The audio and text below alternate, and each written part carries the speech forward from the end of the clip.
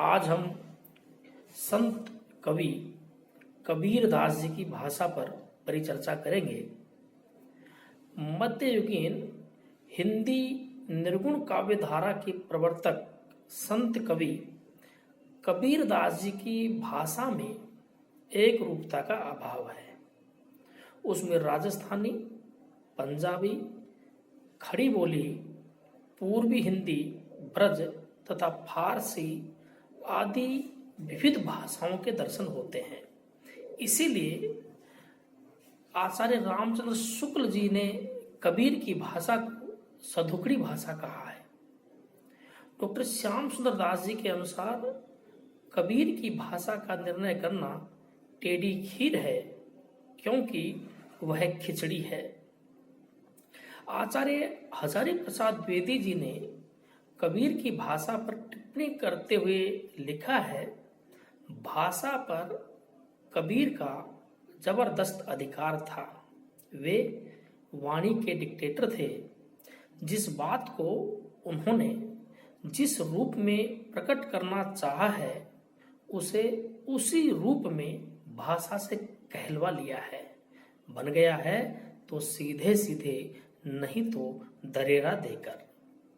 Professor Sukhdev Singh Kabir की भाषा में सधुकड़ी और तानाशाह कहने पर आपत्ति व्यक्त करते हैं। वे कहते हैं कि भाषा के संबंध में ये दोनों अति दृष्टियां हैं। कबीर की भाषा तो संघर्ष से साक्षात्कार की भाषा है। पीड़ा को देखने, पाने और कहने की भाषा है।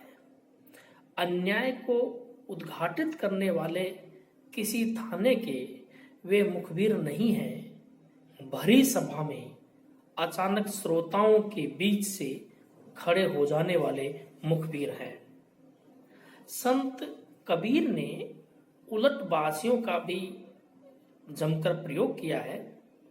उलटबाजी से तात्पर्य ऐसी उक्तियों से है जो सामान्य लोक प्रचलित धारणा के विपरीत पड़ती हैं और अपने अभिधार्थ में विरोधपूर्ण और असंभव प्रतीत होती हैं, किंतु ये एकदम निरर्थक और बेतुकी नहीं होती, बल्कि किसी गूढ़ अर्थ की व्यंजना करती हैं।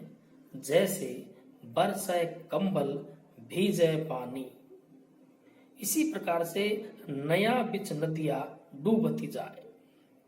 कहने का तात्पर्य यह है कि कबीर दास जी की ये उलटबाजियां अंतस साधनात्मक अनुभूतियों को असामान्य प्रतीकों में प्रकट करती हैं।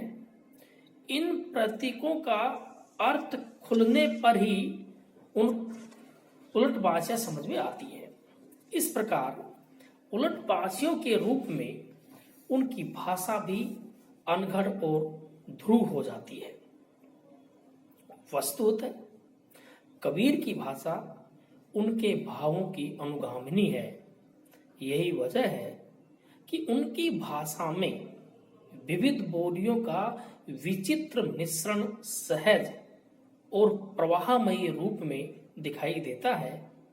कबीर का मस्तमौला एवं अक्खड़ स्वभाव जिस प्रकार उनके व्यक्तित्व की विशेषता है, उसी प्रकार उनकी भाषा का सहज स्वाभाविक अनघड़पन उनके काव्य की कमजोरी नहीं, वरन एक सशक्त विशेषता है।